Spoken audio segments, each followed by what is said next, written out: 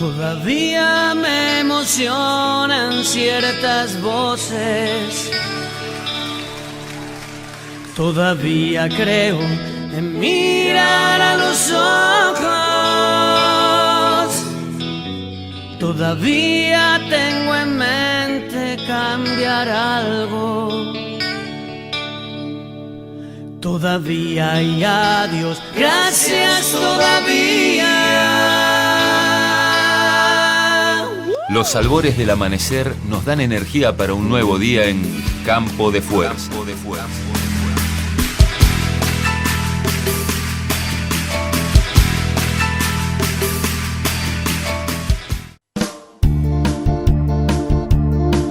Como todas las mañanas, salí temprano para los estudios de Grupo Noroeste para hacer mi programa de radio en FM Luna. Las calles me mostraban la imagen desértica del bostezo matinal.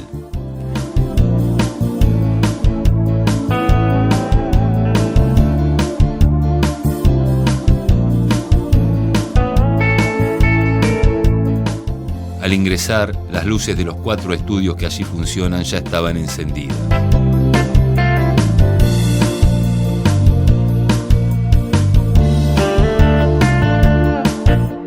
Entré al estudio de Luna y cuando se prendió la luz de aire, comencé. Buenos días amigos, 2 minutos pasaron de las 7 de la mañana, mi nombre es Roy Moirón y esto es Campo de Fuerza, un programa por cuyas venas circula la ciudad, pero en su corazón late el campo. Más tarde llegó la contadora Mónica Ortolani para realizar su columna. La columna de hoy es Innovación y Oportunidades del Agro. ¿Dónde están? Porque bueno, el campo es indiscutible, el papel preponderante que ha tenido el espíritu inquebrantable de nuestro hombre de campo, ¿no? Que ha sabido tolerar crisis climáticas, políticas, y así todo es uno de los sectores donde más nos sentimos orgullosos como país por las grandes innovaciones que ha generado. ¿Te acordás que en la columna anterior estuvimos hablando cómo nuestra gran fortaleza del agro es el conocimiento aplicado por metro cuadrado? Entonces vamos a revalorizar un poco la innovación y qué oportunidades aprovechó el agro en base a un esquema sistemático de ventanas de innovación o fuentes de innovación que nos dejara como legado Peter Drucker, que es el humanista de la economía, este economista austríaco que bueno no hace muchos años que ha fallecido, y él habla Peter Drucker, y él habla de ventanas de innovación, ¿no? Dice, bueno, a ver, nosotros hablamos de la fortaleza, es como mirarnos al espejo a ver qué es lo que tenemos de fuerte. Sí. Y cuando queremos buscar oportunidades es abrir la ventana, es decir, qué es lo que hay ahí afuera, ¿no? Y en estas ventanas de innovación, Peter Drucker habla de 7 ventanas de innovación que vamos a ver solamente por ahí algunas, o de última hacemos para la próxima, para que no se haga tan largo, y cómo a través de esas ventanas de innovación vamos a ir descubriendo oportunidades. Y es un modelo que lo puedes aplicar a cualquier negocio. Entonces lo que vamos a hacer es, a ver, Peter Ferdinand Drucker nació en Viena en 1909. Es considerado el mayor filósofo de la administración, lo que se conoce como management. Escribió más de 35 libros y se lo considera el padre de la sociedad del conocimiento. Falleció en Claremont, California, en noviembre de 2005 a los 95 años de edad. Primera ventana de innovación, acontecimientos inesperados. Hay a veces acontecimientos inesperados que nos hacen el clic para aprovechar nuevos negocios, nuevas oportunidades. Y si vamos a nuestro país, creo que los hechos inesperados más importantes tienen que ver con los cambios en las políticas, en las políticas ya sea, digamos, de comercio exterior, de tipo de cambio, por ejemplo, no poder importar, y al no poder importar un insumo tenemos que estar generando, cómo podemos generarlo desde acá, porque no lo podemos importar. Mira, a ver, déjame deglutir la primera ventana de innovación. Son los cambios inesperados. Algo que no esperábamos, que sucede de repente. Claro, está bueno. Y esto hace que tengamos que encender nuestra capacidad creativa, claro. O sea, encender las luces, encender las lamparitas. Es como que una desgracia, pongámosle, pudiese convertirse en una oportunidad. Exactamente, o sea, por ejemplo, bueno, el cambio en las retenciones, o sea, bueno, el poder liberar el tema de retenciones o un cambio de gobierno que fue inesperado, por ahí no todos lo creían tan posible, abre ventanas de oportunidades a nuevos negocios. Hoy ya estar viendo otra rentabilidad, te estás animando a hacer investigaciones, cambiando maquinaria, o por ejemplo, yendo a algo quizás más práctico, no sé, viene un ataque de palomas o un ataque de cotorras que es tan común a veces en el campo, y como ha ocurrido con el girasol, y esto hizo que estos hechos inesperados o que no se esperaban hicieron, bueno, a ver, tenemos que desarrollar un cultivo donde el capítulo vuelque y las palomas no los puedan afectar. O sea, son ejemplos de cómo hechos inesperados enciendan nuestra capacidad creativa e digamos, incentivan nuestra innovación. Entonces el tema es, y lo dejo como interrogante, ¿qué acontecimientos inesperados hoy están ocurriendo y que están esperando respuestas a futuro? Claro, esa está buena, verla. Es decir, a ver, verla antes. ¿Qué cuestiones inesperadas hoy están pasando? Por ejemplo, esto que está pasando, lo que comentabas de China, que está comprando tierras, que algo que quizás no estábamos esperando como algo tan concreto. ¿Qué vamos a hacer con eso? Claro. ¿Qué vamos a hacer? Pues si nosotros nos quedamos en desarrollar cosas para venderle a China, bueno, quizás tenemos que empezar a desarrollar tecnologías o conocimiento que también, bueno, ellos los puedan seducir de alguna manera, u otros mercados. Claro, tal cual. Segunda ventana. Bueno, ¿qué es las incongruencias? A ver.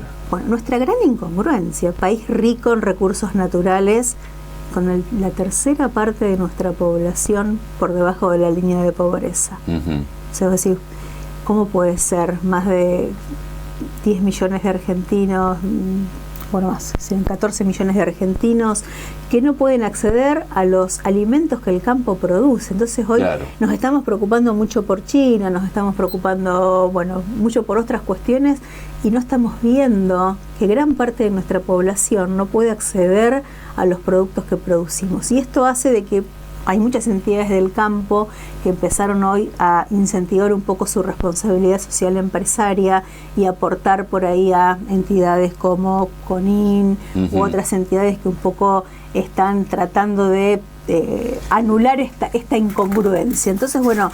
Sí, producimos alimentos para 400 millones, somos 40 y no comemos todos. Es verdad, es una gran incongruencia. Es una incongruencia muy dolorosa. Sí. Muy dolorosa, y creo que en esto el campo a lo mejor tiene que tomar un partido mucho más activo en cuanto a su responsabilidad social empresaria, en cómo poder estar generando cuestiones para que, no sé, imagino, quintas comunitarias, no sé, ¿qué hacer para que la gente, bueno, enseñar a la gente a que siembra, que pueda tener, no sé, su quinta en su casa para autoabastecerse, no sé, ideas? Entonces el tema es preguntarnos hoy... Lo más importante es tomar conciencia, detectar bueno, el problema está detectado, pero tomar conciencia de que el problema es grave y que tiene solución, y buscarla. ¿Qué estamos dispuestos a hacer para lograr una Argentina más congruente? Claro. Y yéndonos del campo, hay otras actividades, por ejemplo, bueno, la falta de seguridad hizo que aparecieran empresas privadas de seguridad. Si esto no existiera, no hubieran aparecido las empresas de seguridad, como tampoco hubiera aparecido la educación privada, quizás. Entonces, bueno, hay cuestiones, a veces hay incongruencias que hacen que aparezcan nuevas innovaciones o aparezcan nuevas ideas. La tercera ventana de innovación, no sé si tenemos tiempo. Sí. Son necesidades de los procesos. A ver. Hay cosas que necesitamos cambiar. Y en esto creo que la siembra directa es el mejor ejemplo, ¿no? O sea, el suelo se estaba erosionando. Sí. Había que hacer algo. Necesitábamos buscar un proceso que nos permita sembrar y producir mejor sin dañar a nuestro suelo. Y en esto creo que es el mejor ejemplo, digamos, de cómo aprovechó el agro esta necesidad de cambio del proceso.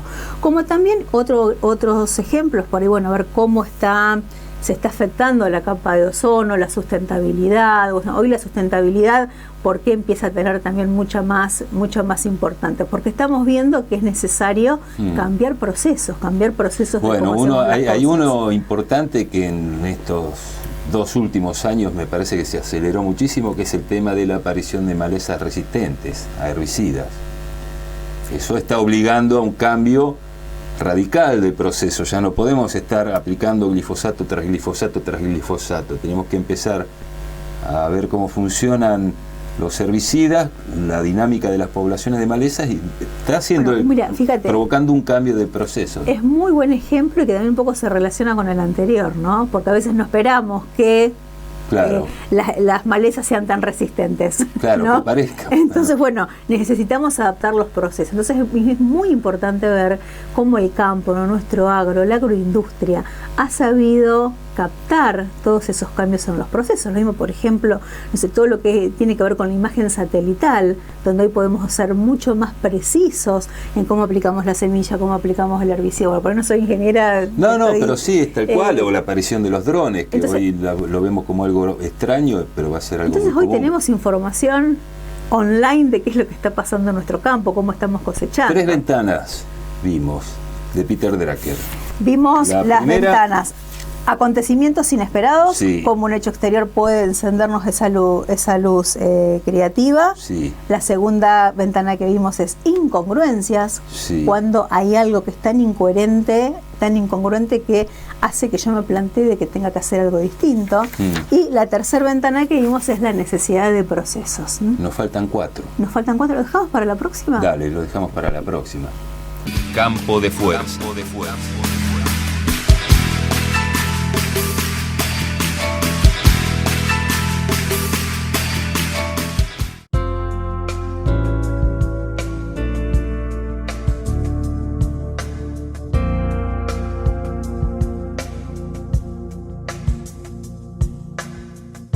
El conductor de este programa se viste en Mingorance. En Junín, desde 1895, Mingorance. Siempre con las mejores marcas.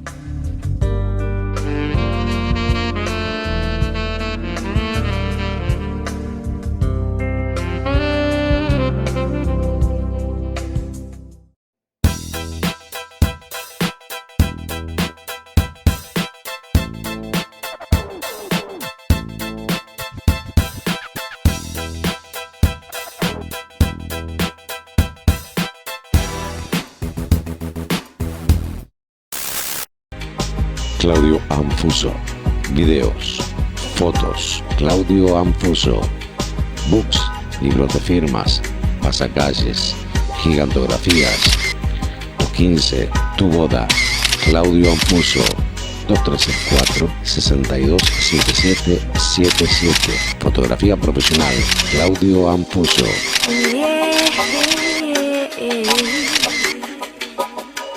Acceda de manera rápida y sencilla al resultado de más de 10 años de investigación en fichas técnicas organizadas por tema, cultivo y región. Visite bungeargentina.com y conozca los expedientes de rendimiento de su zona. Bunge.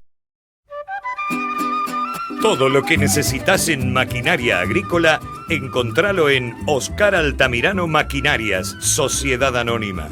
Oscar Altamirano, representante de Alochis, Crucianelli, Class, Ombú, fertilizadoras Fertec y casillas a medida Alfa. Oscar Altamirano te ofrece una importante línea de créditos a tu medida. Oscar Altamirano Maquinarias, Sociedad Anónima. Campo de fuerza. Campo de fuerza.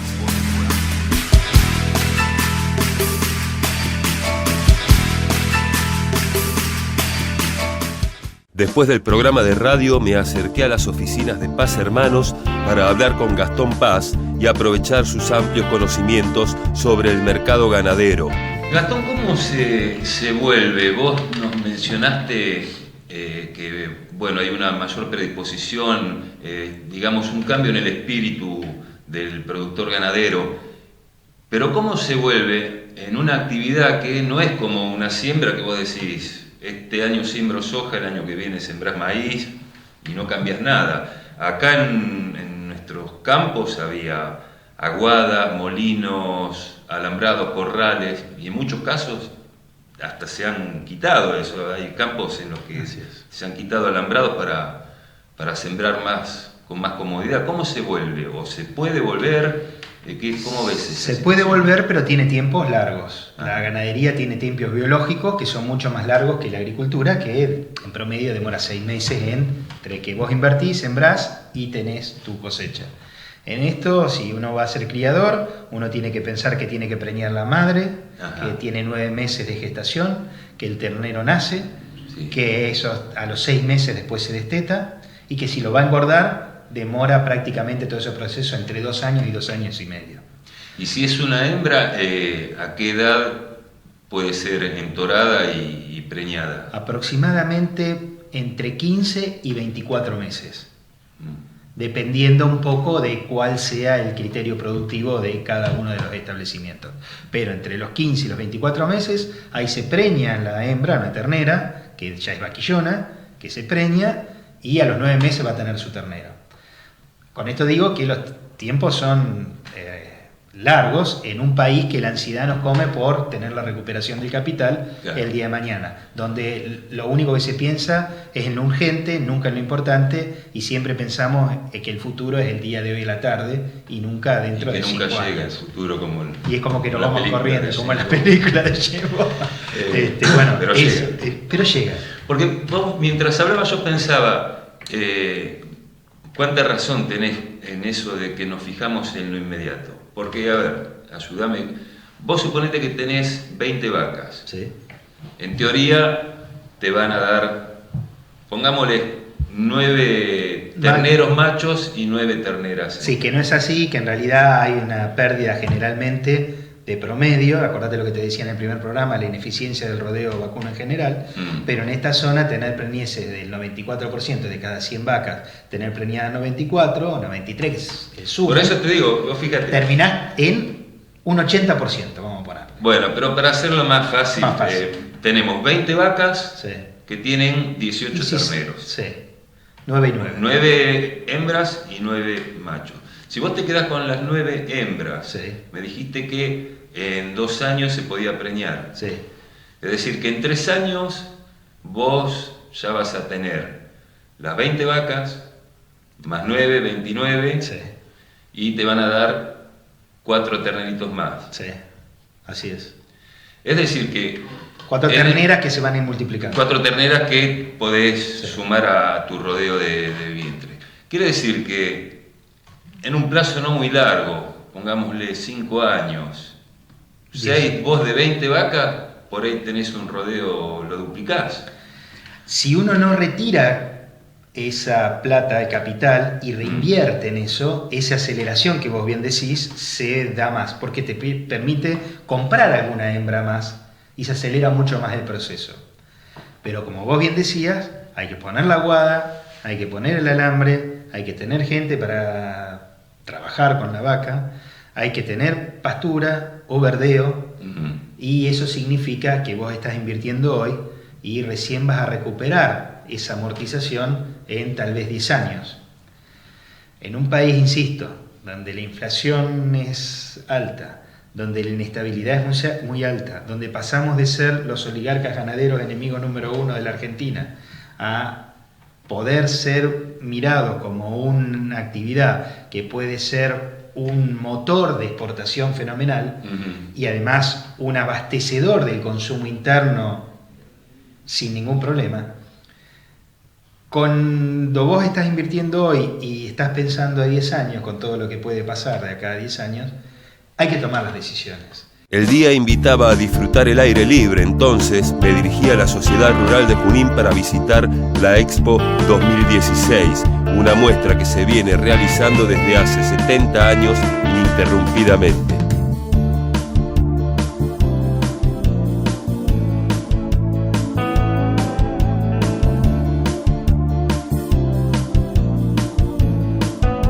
Allí me encontré con Pablo Torello, productor agropecuario de la zona de Obrien en el partido de Bragado y actual diputado nacional por la provincia de Buenos Aires.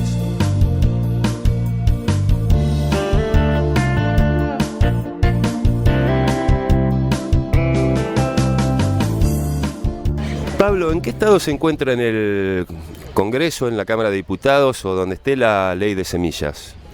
Buen día.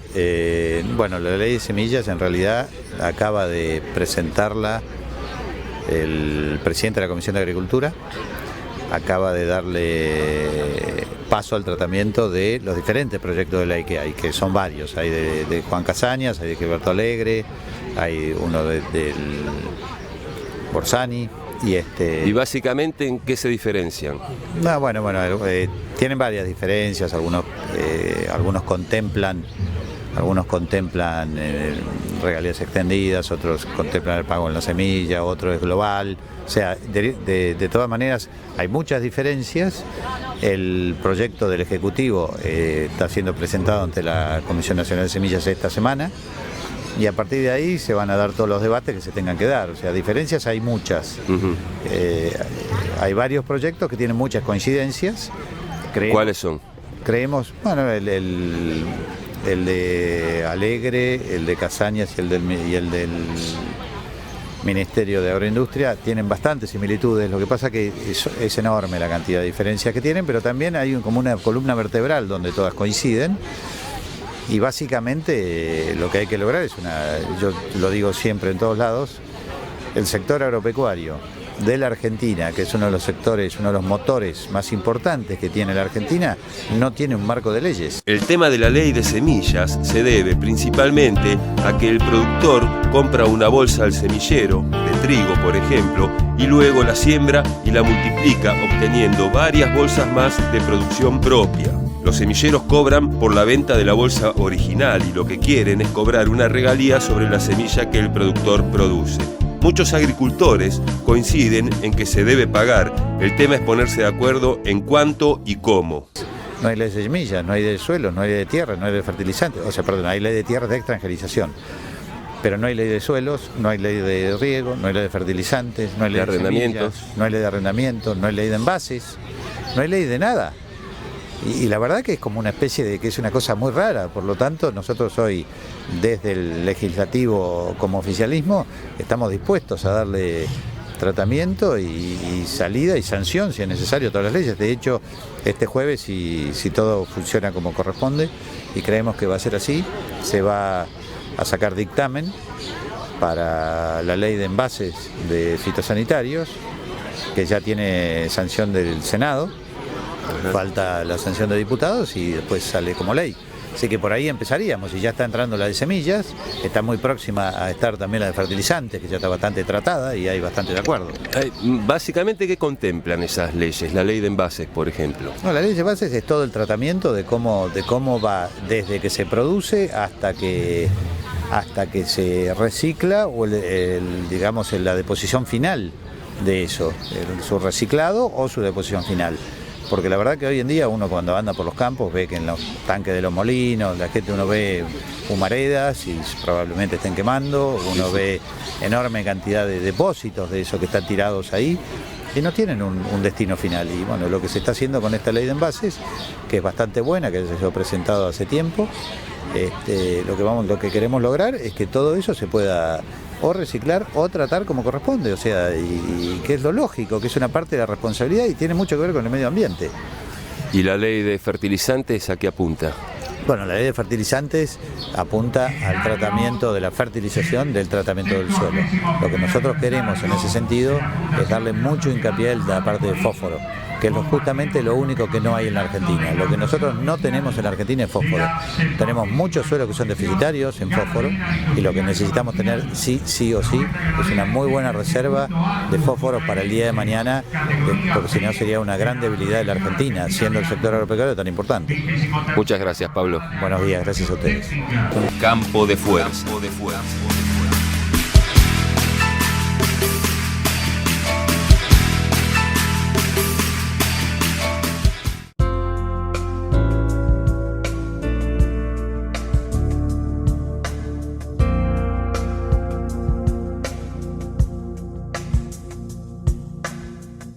El conductor de este programa se viste en Mingorance. En Junín, desde 1895, Mingorance. Siempre con las mejores marcas.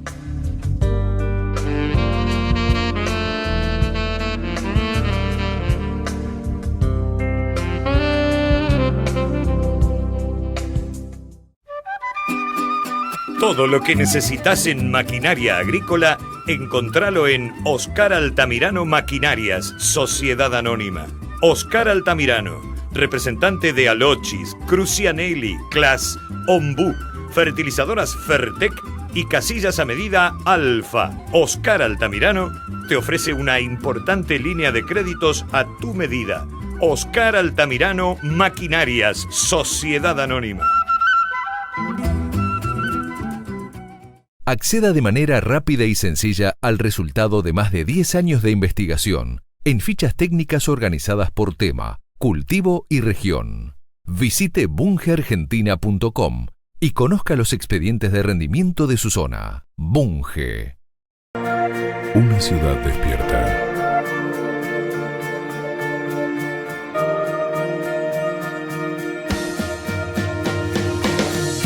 Elige informarse.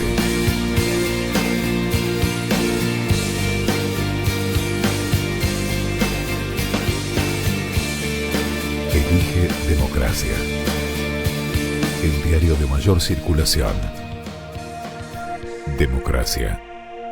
Mucho más diario. Qué Destacados crece y suma más páginas. Ahora también los domingos con Democracia. No te pierdas un suplemento con las mejores ofertas de productos y servicios. Qué Destacados, clasificados que se ven seguro. Claudio Anfuso. Videos, fotos, Claudio Anfuso. Books, libros de firmas, pasacalles, gigantografías. Tu 15, tu boda. Claudio Anfuso. 2364-627777. Fotografía profesional. Claudio Anfuso.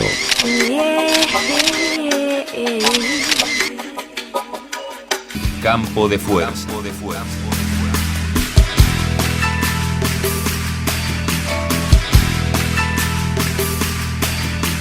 Recorrí parte de la muestra entre el gentío que la visitaba para ir a conversar con un amigo, el negro Altamirano, para que me contase parte de su historia.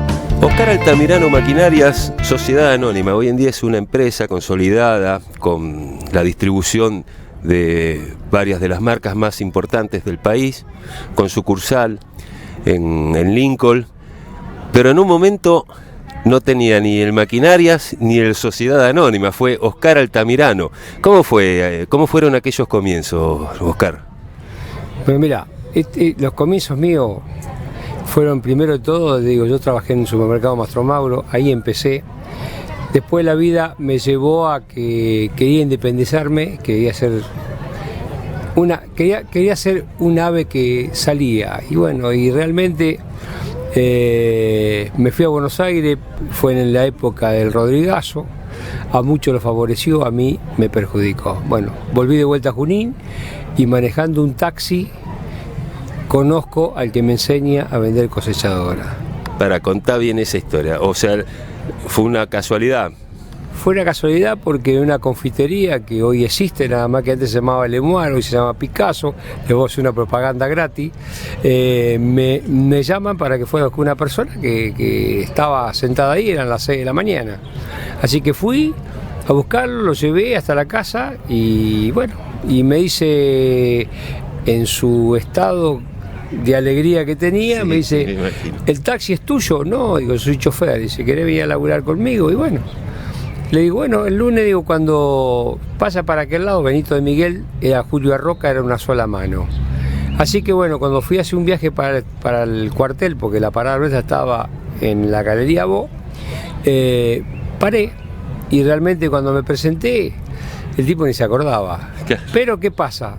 Me llama y me dice, vea, si yo te prometí venir a laburar conmigo. Y así que bueno, al mes empecé a trabajar con él y bueno, y ahí empecé a conocer el tema de la cosechadora y ahí empecé a conocer un poco. Y después, bueno, Diosito te diga una mano para que vos empecés a tener, qué sé yo, un poquito de suerte. El primer negocio que hice, lo hice con una gente de Tiburcio, que se llama Señerí, y ese mismo Señerí me dice, la máquina mía se la podés vender a la Guzzi, y se la vendí, que si los chicos no me dicen que no, claro, esa Senor B3 la pienso traer para mi negocio, reconstruir y poner que fue mi primer negocio que hice.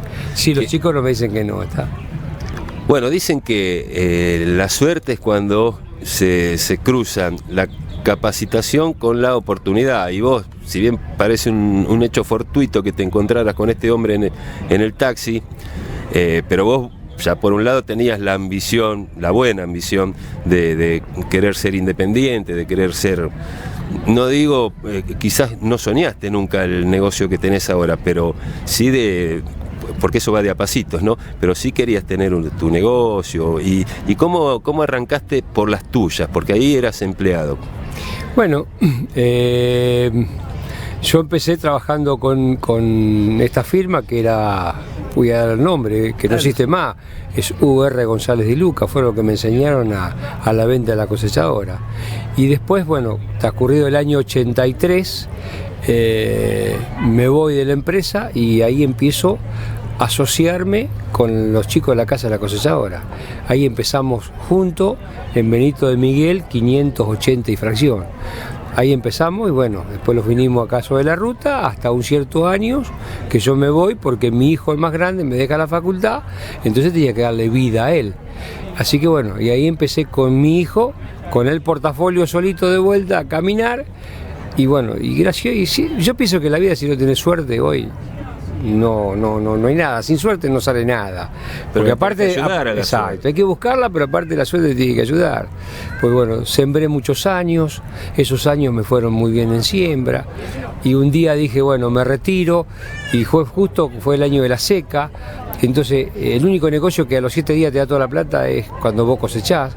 Tenía unos cuantos kilos, sembré con, no voy a dar nombre y todo, con Fernando Chófalo, que fue también, me dio una mano en sentido que sí. Arriesgamos juntos, no es que arriesgué yo solo, arriesgué él junto conmigo, pero bueno, las cosas fueron dando de esa manera.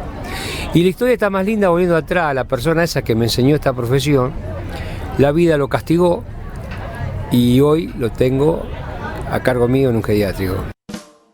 Tomé la ruta rumbo a Chacabuco y aproveché que me detuvo un semáforo para mirar la invitación que me llegó de la Asociación de Ingenieros Agrónomos del Norte de Buenos Aires para el tercer Simposio Nacional y la primera Conferencia Internacional de Sorgo a realizarse el 24 y 25 de agosto en Pergamino.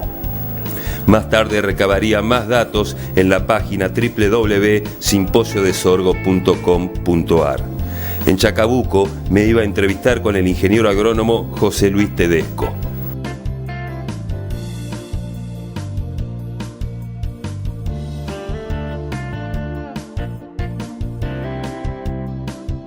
José Luis es el delegado zonal de APRESID, la Asociación Argentina de Productores en Siembra Directa. Básicamente tenemos zonas que podríamos llamar urbanas o suburbanas, pero urbano, un perímetro urbano, ¿sí? Que está más o menos consolidado, pero bueno, es un perímetro urbano. Y a partir de ahí empieza, en un momento, se da siempre en todas las localidades, que empieza el área rural. Bueno, esa área rural es el área que ha generado conflicto, ¿sí? O que se ha generado conflicto a partir de esa área, de las aplicaciones que se hacen en esa área. La realidad es que una aplicación realizada bajo un marco de buenas prácticas agrícolas en esas áreas no representan un peligro para la comunidad. Una aplicación, vamos a poner un ejemplo, una aplicación realizada a muchos kilómetros o a varios kilómetros sin el contexto de las buenas prácticas agrícolas, con malas prácticas o con desconocimiento, eso sí puede ser peligroso, porque muchas veces, te voy a poner un ejemplo, se puede realizar una aplicación con inversión térmica, que es un fenómeno atmosférico, que se da en determinado momento del día y que es importante detectarlo por las condiciones. ¿Qué es lo que pasa, perdón, a veces cuando uno a la tardecita va por un camino de tierra y levanta tierra, pero la tierra queda como flotando? Queda como flotando. Bueno, en esos momentos de inversión térmica, hacer una aplicación puede generar que esa pulverización que se realizó sobre el cultivo o sobre el suelo o lo que sea necesario aplicar, esa pulverización puede quedar flotando y puede viajar varios kilómetros. O sea, que no es la solución restringir las aplicaciones en las áreas periurbanas, sino controlar cómo se realizan esas aplicaciones en las áreas periurbanas. Y para esto, bueno, hay legislación muy realmente que se ha hecho con mucha conciencia. Por ejemplo, en zonas de Córdoba existen reglamentaciones en algunos partidos que son muy buenas. Y nosotros acá en el partido de Chacabuco se presentó una ordenanza que desde mi punto de vista es una de las, hay muchas que son buenas, pero realmente esta es una que está muy bien hecha, muy a conciencia, no contempla ningún tipo de restricción, sino el control estricto de cómo se realiza esa aplicación en el área periurbana. Y esto es muy importante, porque las buenas prácticas agrícolas, como decíamos recién, tienen que ver con la sustentabilidad, ¿sí? Las buenas prácticas agrícolas nos permiten dar garantías de sustentabilidad, pero fundamentalmente es importante entender que si esto se realiza dentro de un marco de buenas prácticas agrícolas, realmente no hay nada que temer. Claro. Y el otro concepto que a veces anda dando vueltas, muchas veces se habla de un determinado herbicida, como por ejemplo el glifosato o cualquier otro, sí, y se lo presenta como que no es inocuo. Y en realidad hay un montón de elementos que no son inocuos, ¿sí? O sea, ¿qué significa esto? El glifosato o cualquier otro herbicida se produjo para un determinado fin, ¿sí? No como ha pasado en algún caso que alguien dice, y bueno, si te tomás un vaso de glifosato, no es para tomar el glifosato. Claro, o sea, está bien. Por favor, o sea, eso tiene otro fin, es un fin que cumple una función herbicida y punto. Tiene que manejarse dentro de estrictas buenas prácticas agrícolas con los elementos de protección personal para la gente que trabaja y demás. Esto quiere decir no quiere decir que sea un elemento de vida o muerte, sino que necesita cuidado para manejarlo. Claro, como todo. Como todo. Lo mismo pasa con los combustibles, que si son mal manejados pueden ser muy peligrosos, inclusive por el riesgo de una explosión o por otros motivos, o con tantos elementos que manipulamos habitualmente. Entonces, esto tiene que ver con tomar conciencia, con ser conscientes de lo que estamos manejando y fundamentalmente entender que en el área urbana viven personas, ¿sí? Y que las aplicaciones realizadas en esas áreas, si son realizadas dentro de un marco de buenas prácticas agrícolas, la realidad es que el riesgo es prácticamente nulo o baja a porcentajes ínfimos o prácticamente inexistentes, ¿no? O sea, pero tiene que haber un control y una buena práctica. Claro. Bueno, como en todo, es como un cirujano para operar necesita un quirófano con asepsia, bien acondicionado, no puede operar en un galponcito. Vendría a ser una buena práctica médica. Claro. Bueno, en esto hay que hacer buenas prácticas agrícolas. Lo mismo pasa con los alimentos. ¿Dónde se manufacturan los alimentos? Tiene que haber un lugar controlado, con condiciones de higiene y demás. O sea, no se puede manipular y manufacturar alimentos en cualquier lugar. Esto están las buenas prácticas de manufactura. O sea, en cada una de las áreas encontramos que hay maneras de hacer las cosas y que tienen que ver con la calidad de cómo se hacen esas cosas. Y ahí aparecen las certificaciones. Por eso es que, bueno, esto lo hemos hablado ya varias veces en tu programa y demás, sí, que APRESID ya viene desde 2004, empezó a trabajar en buenas prácticas agrícolas, se empezó a trabajar en protocolos bueno, para encontrarle la vuelta a esto de dar garantías de que se apliquen las buenas prácticas agrícolas, y ahí aparece agricultura certificada, que bueno, es un sistema de gestión de calidad que comienza a aplicarse desde el año 2008. Ajá. En APRESID. Agricultura certificada. Agricultura certificada. ¿Qué es lo que se certifica? Lo que se certifica básicamente es un predio, ¿sí? Y el sistema o el procedimiento de manejo de ese predio. Cómo se realizan cada uno de los procedimientos y el manejo de la producción en ese predio. Cómo se produce en ese predio, para dejarlo bien claro.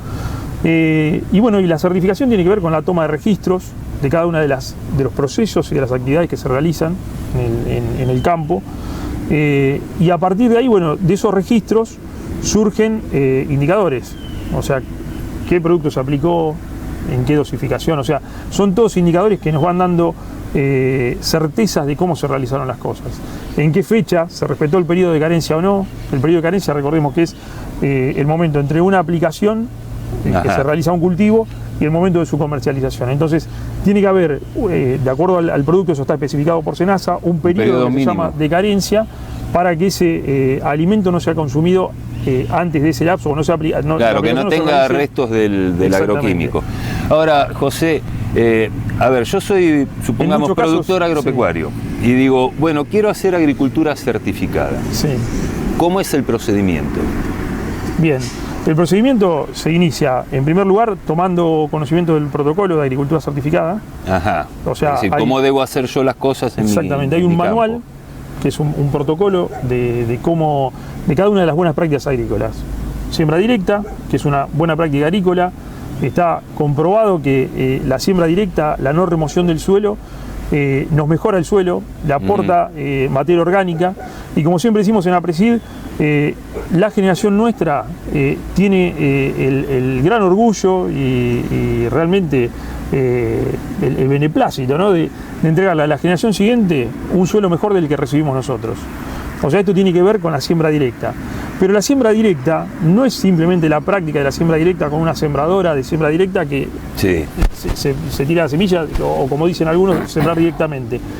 Difiere de eso. O sea, la siembra directa es, en primer lugar, como decíamos recién, la práctica de la siembra directa, pero después el paquete de buenas prácticas agrícolas, que son fertilización balanceada, rotación de cultivos, manejo integrado de plagas y enfermedades, manejo integrado, manejo responsable de... Vamos a desglosar algunas cositas de esas.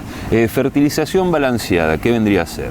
Bueno, la fertilización balanceada tiene que ver con, vamos de nuevo con los indicadores y con los registros que se toman en agricultura certificada. Realizar análisis de suelo, entonces a partir del análisis de suelo se determina, de acuerdo al potencial que se busque en el cultivo, cuánto requiere de fertilizante, y en base a eso, bueno, se reponen los nutrientes. O sea, tiene que ver con realizar un manejo concienzudo. Es decir, fertilizar lo que vos estimás que vas a llevarte con la cosecha. Exactamente. Mínimamente eso. Mínimamente, ¿no? Como mínimo, pero no solamente eso, sino también para reposición. O sea, para que el suelo año a año vaya incrementando sus niveles de fertilidad. O sea, sería todo lo contrario a una agricultura de minería, digamos. Todo lo contrario. Exactamente, por eso nosotros desde APRESID continuamente, cuando a veces nos hablan de explotaciones agropecuarias, nosotros negamos ese término, porque no explotamos, no conseguimos la idea de explotaciones agropecuarias, sino que hablamos de producciones agrícolas o agropecuarias, pero nunca explotaciones, porque no nos interesa explotar ningún recurso, sino más bien utilizarlo y dejarlo como mínimo en iguales o mejores condiciones que lo que lo recibimos. Campo de fuerza.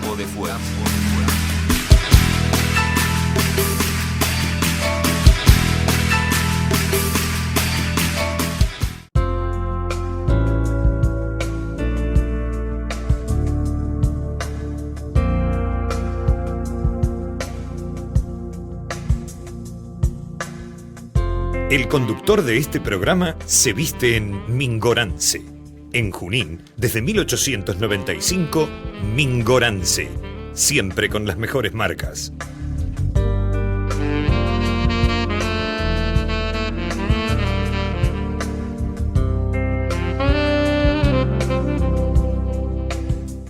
Acceda de manera rápida y sencilla al resultado de más de 10 años de investigación en fichas técnicas organizadas por tema, cultivo y región. Visite bungeargentina.com y conozca los expedientes de rendimiento de su zona. Bunge. Todo lo que necesitas en maquinaria agrícola, encontralo en Oscar Altamirano Maquinarias, Sociedad Anónima. Oscar Altamirano, representante de Alochis, Crucianelli, Claas, Ombú, fertilizadoras Fertec y casillas a medida Alfa. Oscar Altamirano te ofrece una importante línea de créditos a tu medida. Oscar Altamirano Maquinarias, Sociedad Anónima.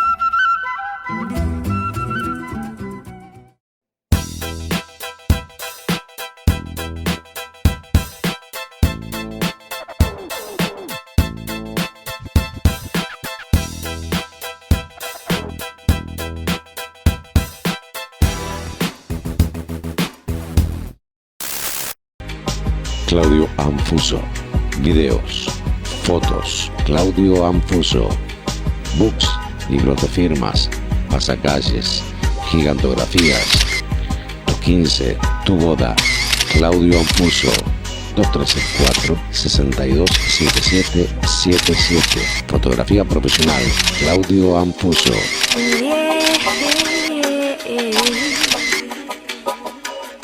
Campo de fuerza.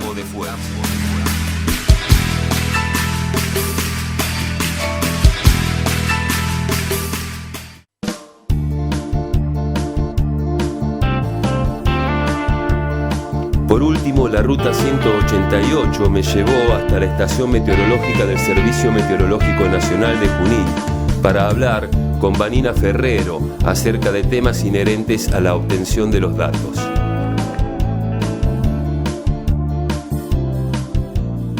Bueno, cada hora entran y salen, mejor dicho, y toman todos los parámetros. Sí. Con esos datos que vos tenés, ¿qué haces? ¿Los archivás o los cargas a la página del servicio meteorológico? Sí, salimos, tomamos todas las variables del campo de observación, después las que están acá en la estación, acá en la oficina, y las codificamos. Se arma un mensaje, se le dice el mensaje SINOP, con todas las variables, con una cierta codificación. Se arma todos numeritos. Está bien, pero no mandás ponerle 20 grados de temperatura, no mandás 20 temperatura, 20 grados. No, se arma todo un mensaje, que es mundial, ¿no? Que si yo agarro un mensaje de la hora 14 de alguna estación meteorológica, no sé, sí, en Rusia, yo lo voy a poder interpretar. Ah, mirá cómo. ¿No? Porque es una codificación, claro, un mensaje que tiene sus secciones, sus grupos, cada numerito significa una cosa. Entonces eso se codifica, se arma el mensaje acá y se lo transmite al servicio meteorológico. Ajá. El servicio meteorológico recopila todos esos mensajes, no solo de Junín, sino de todas las estaciones del país.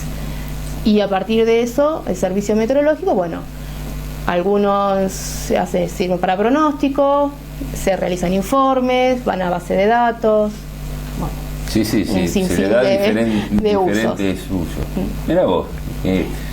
Bueno, ¿y qué parámetros tomás? A ver, cuando uno lee, porque a mí me intriga, yo todos los días entro a la página del Servicio Meteorológico Nacional y lo primero que se ve en grande es temperatura. Temperatura del aire. Claro, temperatura del aire, pero ¿dónde? La temperatura, porque sí. ¿Varía la temperatura si yo la tomo arriba del techo? Sí.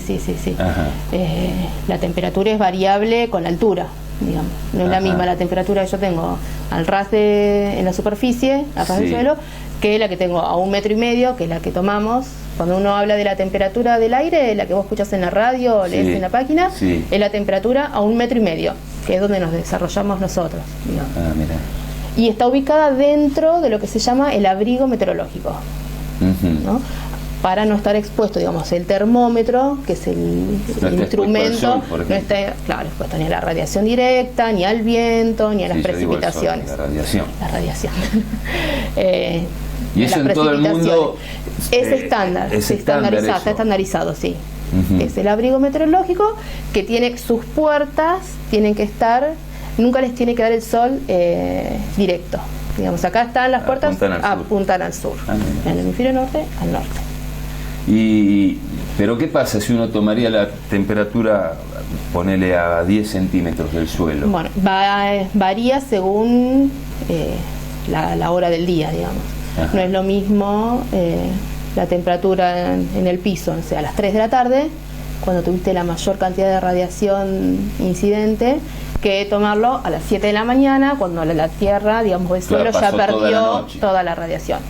Claro. Pero que si lo tomás, por ejemplo, a las 3 de la tarde... Vas a tener una temperatura mucho mayor que la que medís a 1,50 metros en condiciones normales. Sí. Y si la tomás a las 7 de la mañana, que nosotros tomamos esa temperatura, la temperatura mínima del suelo, a 5 centímetros, es menor que la que tomamos a 1,50 metros. Durante la noche... ¿Más o menos está catalogado eso?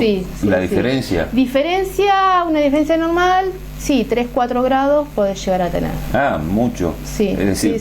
Y sobre todo mayor diferencia, poner en noches despejadas, cuando no tenés ninguna nube, la Tierra emite energía, pierde calor, digamos. Claro. Entonces se enfría mucho más que si tenés una nubosidad o niebla un día como hoy. La diferencia fue de 1 grado, 1,5 grados, más o menos, entre la temperatura de superficie y la temperatura mínima que se midió en el abrigo. Es decir, que vos podés tener, a lo mejor entro a la página del servicio y me muestra temperatura a las 7 de la mañana 2,5 grados. Pero puede ser que en el suelo entonces esté helando. Sí, muchas veces se da, tener en el abrigo, vos ves la helada, pero vas al abrigo y la temperatura es de 1,5 grados. Claro. No se pasa como helada, pero en el suelo ves la helada. ¿Por qué? Porque en el suelo la temperatura por ahí es de 2 grados bajo cero.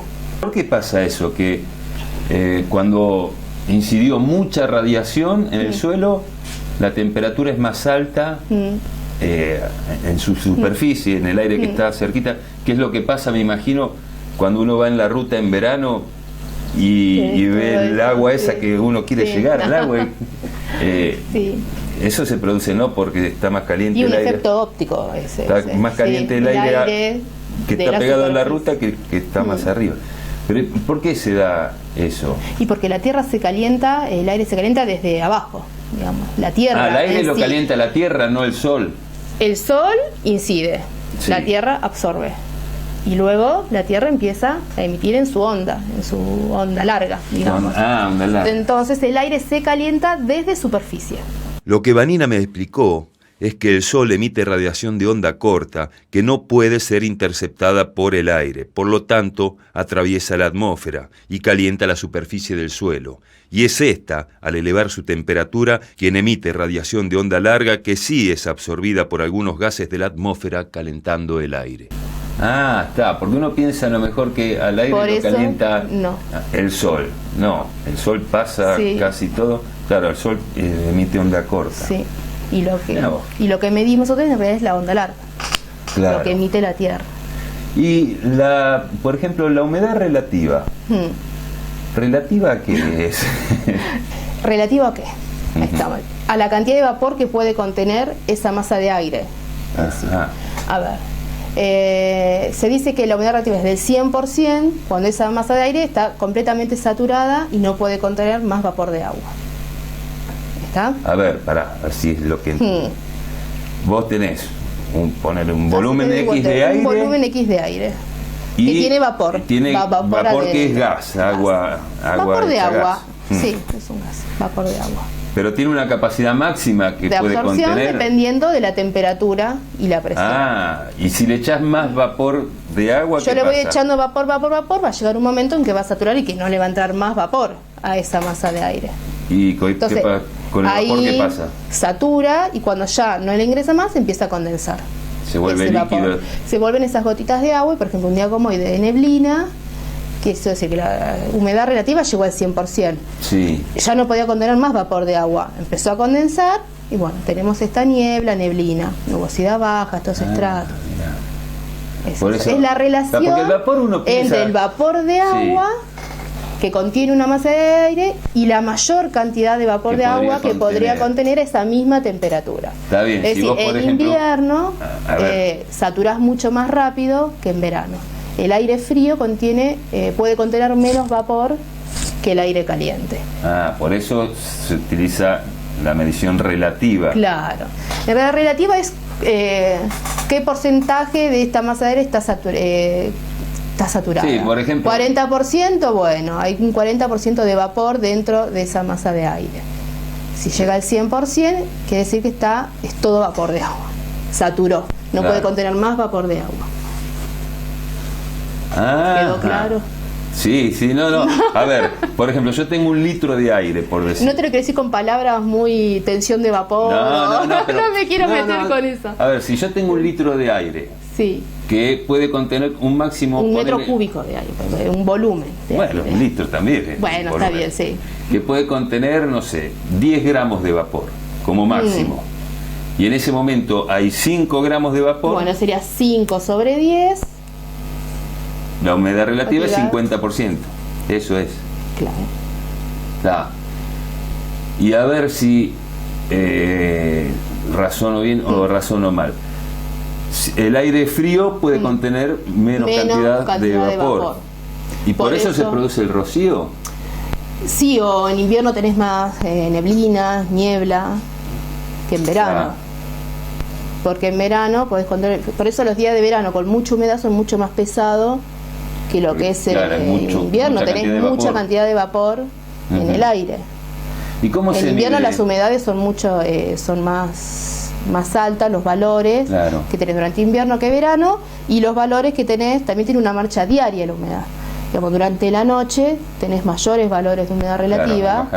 Al bajar la temperatura, saturás. llegás a valores de 90, 95%. ¿Y cómo se mide la humedad relativa? La humedad relativa se mide también en el abrigo meteorológico, es una combinación de 2 termómetros. El termómetro seco, que es el que da la temperatura del aire común, y otro termómetro igual a ese, pero que se lo llama de bulbo húmedo. Es decir, el bulbo del termómetro está recubierto por una muselina que tiene que estar todo el tiempo saturada, mojada. Todo el tiempo mojada. Mojada. Entonces, la relación entre esos 2 termómetros, que es la relación psicrométrica se llama, te da la humedad relativa. Entre otras variables, no directamente la humedad relativa, te da otras variables, claro, da otras variables de humedad y con ciertos cálculos llegas a la humedad relativa. Dejé a Vanina custodiando los tiempos y regresé a la ciudad. Las sombras cada vez más profundas del atardecer me indicaban que llegaban las horas de concluir la jornada.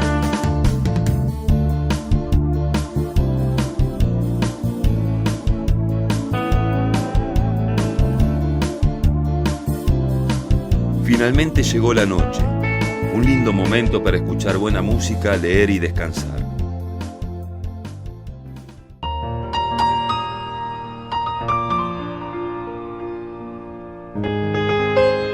De repente, el cuadro con el planiferio llamó mi atención y me hizo tomar conciencia de algo. Australia, India, China, Rusia, Canadá, Estados Unidos y Brasil son las únicas naciones de las 194 que hay en el mundo con mayor extensión territorial que la nuestra.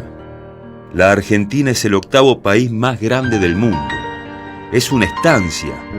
Por eso no tenemos derecho a tener pobres, a ser pobres, ni a que haya desnutrición infantil. Hasta la semana que viene.